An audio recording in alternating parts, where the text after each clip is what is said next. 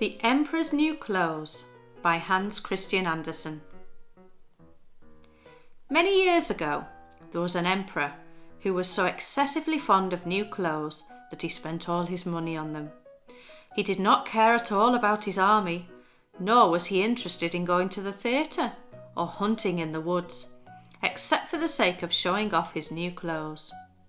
He had a different suit for each hour of the day, and rather than spending time in his meeting room like any other king or emperor, this emperor was almost always to be found in his dressing room. Time passed merrily in the large town where the emperor lived, and new people arrived every day.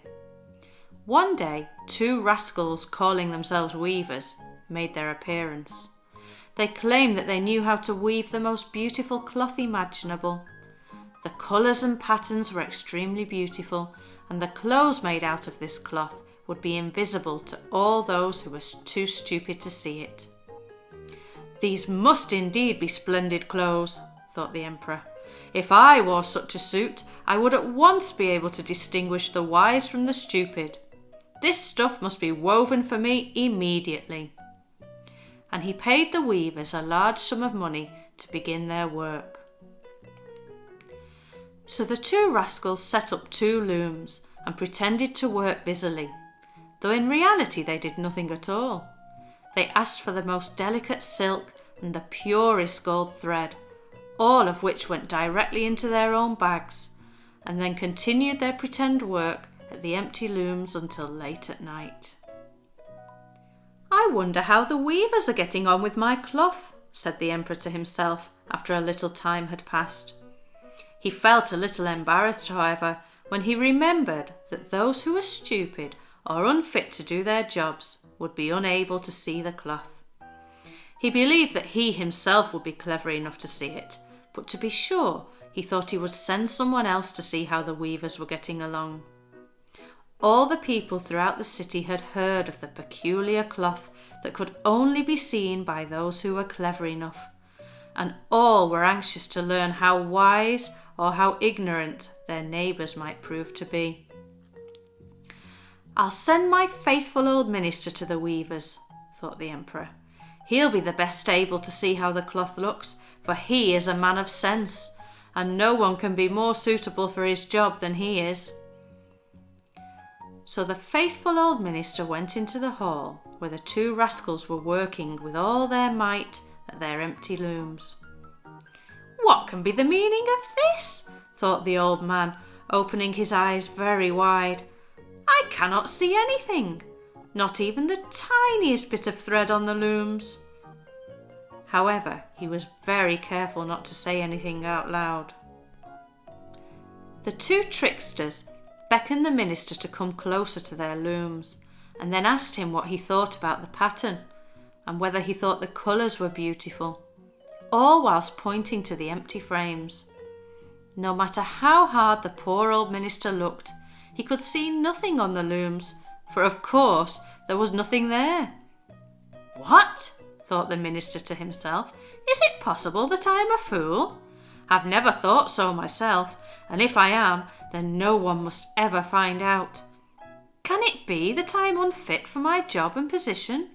No, that must not be said either. I will never admit that I could not see the cloth." "Well, Sir Minister," said one of the cheats still pretending to work, "you've not said what you think about our work." "Oh, I think it's excellent," replied the old minister, looking at the loom through his glasses. "This pattern and the colours! Yes, I will tell the emperor without delay how very beautiful they are." "We would be very grateful," said the rascals, and then they pointed out the different colours and the patterns on the pretend cloth.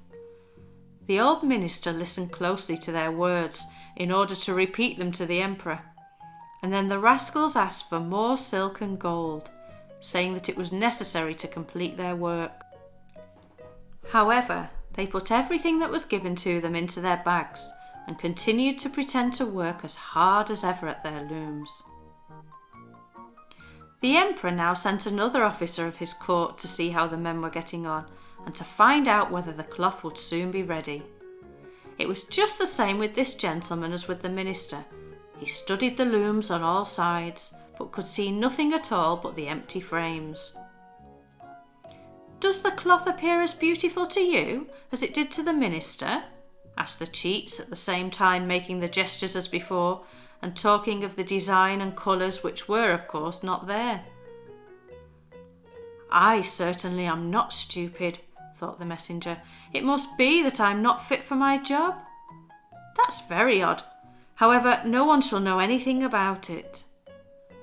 And accordingly he praised the cloth that he could not see, and declared that he was delighted with both colours and patterns. "Indeed," he said to the emperor when he returned, "the cloth which the weavers are preparing is extraordinarily magnificent." The whole city was talking of the splendid cloth, and now the emperor himself wished to see it while it was still on the loom. Accompanied by a select number of officers of the court, among whom were the 2 honest men who had already admired the cloth, he went to visit the clever rascals, who, as soon as they were aware that the emperor was on his way, went on working harder than ever, although they still did not pass a single thread through the looms. "Isn't it just magnificent?" said the 2 men who had already visited the looms. "See, your majesty, what splendid colours, and what a pattern!" At the same time they pointed to the empty frames, for they imagined that everyone else could see this exquisite piece of workmanship. "How can it be?" thought the emperor to himself. "I can't see a thing. This is terrible. Am I stupid, or am I unfit to be an emperor? Oh, that would be the worst thing that could happen. Oh, the cloth is certainly charming," he said aloud. "I most certainly approve." And he smiled most graciously and looked closely at the empty looms, for he most certainly would not admit that he could not see the cloth that the other 2 men had praised so much. Everyone in the group now strained their eyes, hoping to discover something on the looms, but they could see no more than the others. Nevertheless, they all exclaimed, "Oh, how beautiful!" and advised His Majesty to have some new clothes made from this splendid material for the parade that was soon approaching. "Magnificent, charming, excellent," they all said. The emperor joined in with the merriness and presented the rascals with a ribbon to be worn in their buttonholes, and gave them the title of gentlemen weavers. The rogues sat up the whole of the night before the day of the parade, and had 16 candles burning, so that everyone might see how anxious they were to finish the emperor's new clothes. They pretended to roll the cloth off the looms, they cut the air with their scissors, and sewed with needles without any thread in them. "See," they cried at last, "the emperor's new clothes are ready." And now the emperor, with all the grandees of his court, came to the weavers, and the rascals raised their arms as if in the act of holding something up, saying, "Here are your majesty's trousers, here's the scarf, here is the cloak. The whole suit is as light as a cobweb. You may feel as though you have nothing on at all when dressed in these fine clothes. However, that is the beauty of this delicate cloth." "Yes, indeed," said all the courtiers, although not one of them could see any cloth at all. "If your Imperial Majesty will kindly take off his clothes, we will fit on the new suit in front of the mirror." The emperor undressed, and the rascals pretended to dress him in his new suit, the emperor turning round from side to side in front of the mirror. "How splendid His Majesty looks in his new clothes, and how well they fit!" everyone cried out. "What a design! What colours! These are indeed royal robes." "The canopy that is to be carried over your Majesty in the parade is waiting outside," announced the chief master of the ceremonies. "I am quite ready," answered the emperor. "Do my new clothes fit well?" he asked, turning himself round again before the mirror as if he were admiring his new clothes.